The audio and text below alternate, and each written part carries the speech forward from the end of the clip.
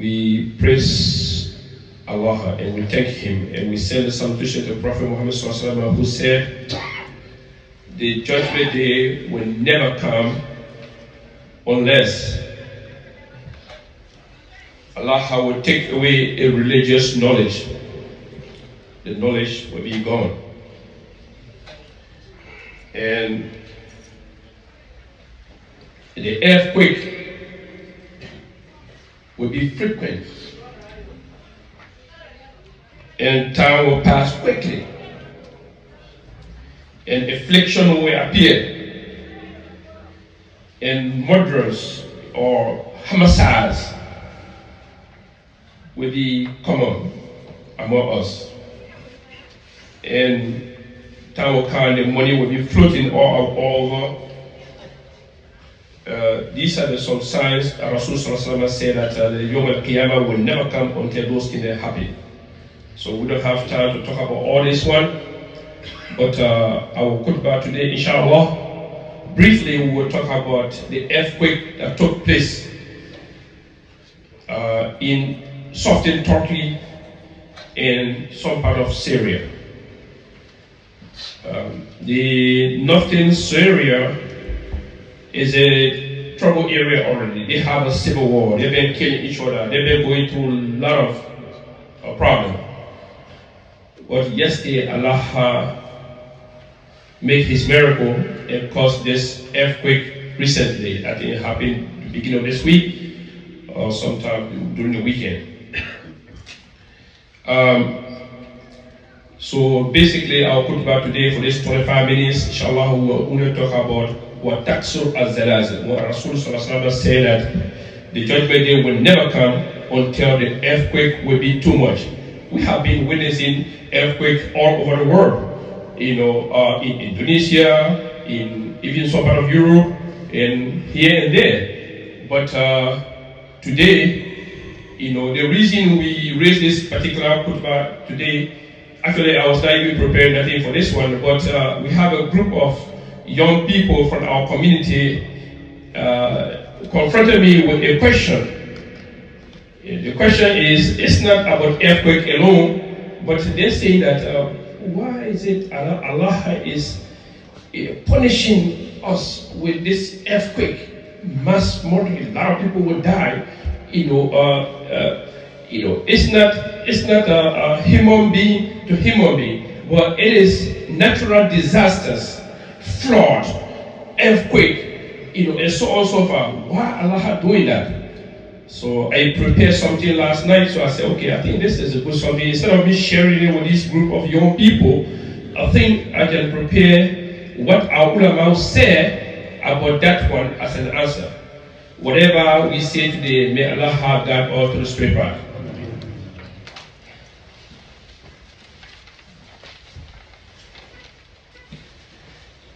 What I did, I just jot down, a few points that I'm not going outside our faith. Our ulama, some of the ulama, they have an answer to this question. Okay, the first question we have one of our scholar. His name is Abu Bakr al-Arabi. Abu Bakr al-Arabi is one of our jurists from Andalus, what is called right now Spain. He answered this question. And one of our scholars, his name is Al-Ghazali. He also talked about this, and some people asked him, so he answered the same question too as well. So the first answer to this kind of question, why is it Allah doing this kind of thing to us? Why Allah, allowing, earthquake to kill thousands of people one time? Probably most of us were watching TV this few days what happened in Turkey and southern Syria. This is just a typical example, but it's been happening everywhere. Why is it happening? So our ulama, the first answer the ulama said that the ulama who, like Abu Bakr al-Arabi and al-Ghazali, they say that the first and foremost, it is a wrong question to even ask that kind of question. He said, who are we to question Allah? I thought when we say we are Muslim or we are a mu'min, وَتُؤْمِنُ بِالْقَدَرِ خَيْرِهِ وَشَرِّهِ. That's the first thing. Whatever Allah do to you, be it good or bad, you have to believe it. You have to accept as it is. That's the first thing. Second, Allah subhanahu wa ta'ala, with His mighty, He is not questionable to anybody. I mean, I'm questionable to whosoever is my boss, a job, or whatever. But if you ask Allah, why Allah doing this? Who Allah supposed to answer to? I don't even get it. Who Allah supposed to answer to? So Allah subhanahu wa ta'ala can do anything. If you know the wisdom or you don't know the wisdom, but Allah subhanahu wa ta'ala knows why He did it for. So period, the question itself is a wrong question. Do not ask as a Muslim, as a mu'min, you're not supposed to ask that kind of question. Listening to Allah subhanahu wa ta'ala when He says in His authentic Quran, Allah subhanahu wa ta'ala in the Quran al-Karim, لا يسأل عما يفعل وهم يسألون. That is in Quran. Nobody can ask Allah why He did this, and it is Allah subhanahu wa ta'ala who can ask people, why you do this one? Because He created us. He created the universe. He created the jinn and ins. He created the angel. So it is His primary objective to tell you, I told you not to eat the fruit. Why you eat it for? But you can't ask Allah, Allah, what happened you gave me a girl? Why a girl daughter? Why you gave me a boy? You don't have no right to ask that kind of question.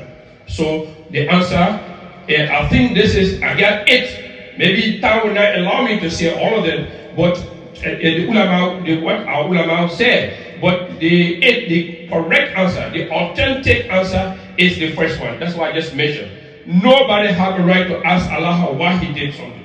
So that's the answer. And the dalil from the Quran, لا يسأل عما يفعل وهم يسألون. If Allah already, wallahi, you don't do nothing to Allah, Allah can make you get sick. He will make you sick for no reason. It happened to Anbiya. It happened to you, Ayub alayhi salam. He got sick. So many things happened. The enemies came, they attacked Medina. And the people, the enemies came from Mecca and came to Medina. That's on oath. They beat Rasul until they broke his teeth. All those things happened. And there is a lady who was a non-believer who came and killed Rasul's uncle Hamza and opened his stomach and then and took his apple and all the stuff. But hey, who are we to ask Allah what Allah did it for? So that's for time factor, because the time is not here of favor. So that's the first answer, and that's the bottom line. That's the correct answer. Then we come to, even though that is my belief that is a quite correct answer, but we will go to other ulama. What the other ulama say as an answer?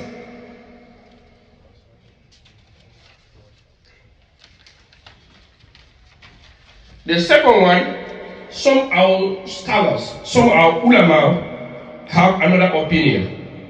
They say that the calamity brings up the sense of humility, mankind, that will make us humble and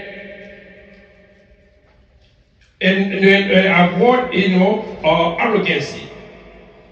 Allah doing this kind of earthquake. Allah make you get sick. Allah make some other things in your life because Allah want to bring us, all of us, or you who's sick, or who you suffering from the earthquake. Allah want to bring us down on our knee. So if you think that you purpose, you big man, you proud all the time. So Allah want to show to you, if you see me, Allah subhanahu wa ta'ala can able to destroy people. They don't do absolutely nothing. But I do that. So that means you as a little human being, Allah can able to do even worse than that to you. So it will make us to bring us to our knee and then think that, oh yes, I need to calm down. I need to be humble. Because if Allah can do this, Allah can do to anybody.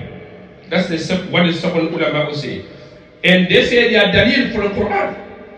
There's dalil for the Quran. وَلَنَبْلُوَنَّكُمْ بِشَيْءٍ مِنَ الْخَوْفِ وَالْجُوعِ وَالنَّقْصٍ فِي الْأَمْوَالِ وَالثَّمَرَاتِ فَبَشِّرِ الصَّابِرِينَ. Allah say, I will test you. You don't have to do nothing. But Allah will, the people of Syria, they don't do absolutely nothing, maybe as far as we are concerned. The people of Turkey, they don't do absolutely nothing, but Allah decided to do this. The reason is because Allah said, I will test your iman.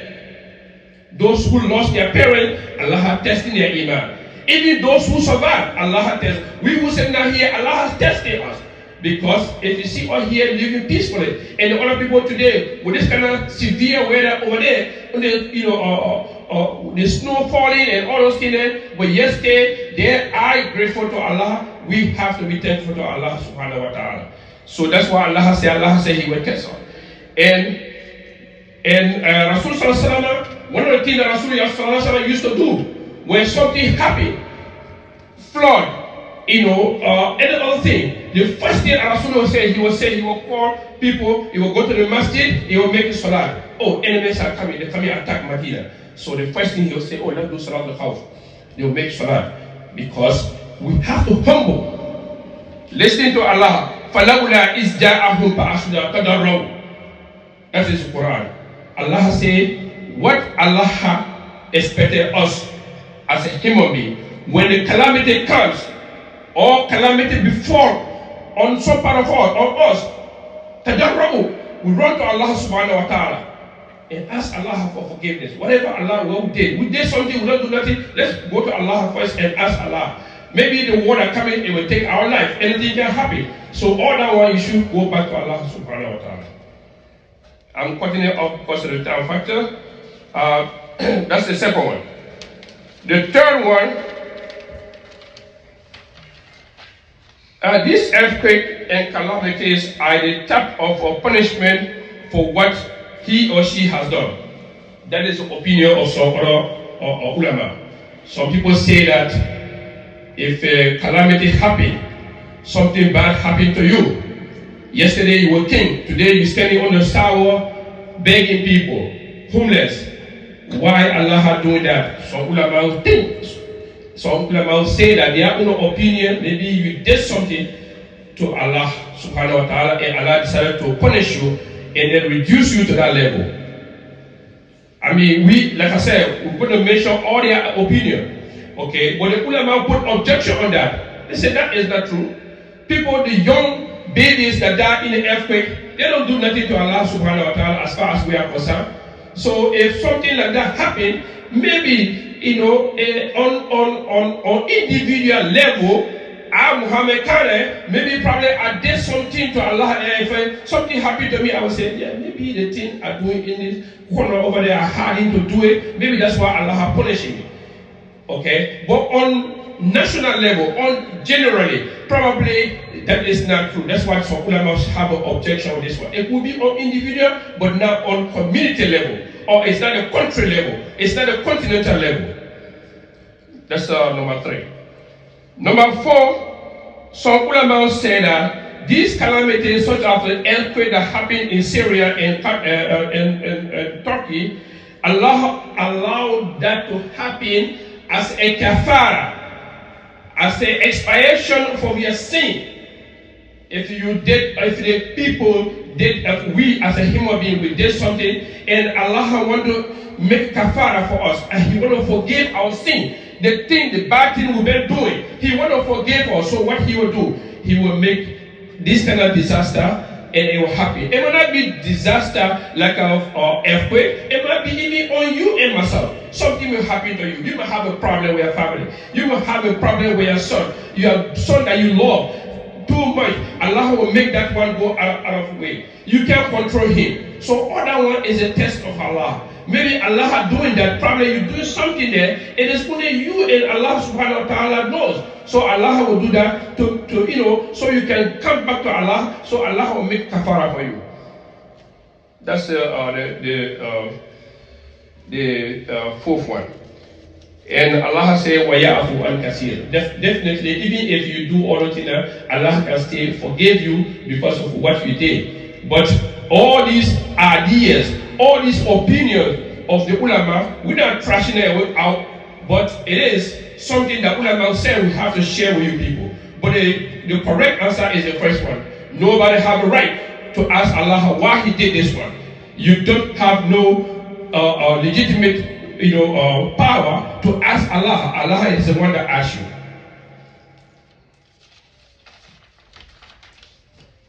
Having said that, we have come to the first break of the khutbah.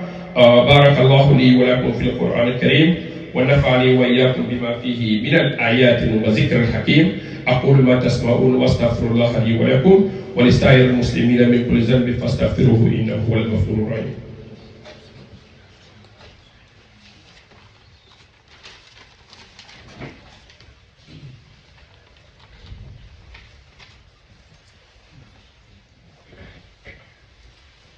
الحمد لله وكفى والصلاة والسلام على نبيه المصطفى. Brothers and sisters in Islam, in this, like I would say that the ulama will review so many points why the calamities, why the earthquake, why the flood, why all these disasters happening to us. Like we're witnessing right now, the number is increasing every day. Thousands of people die in Turkey.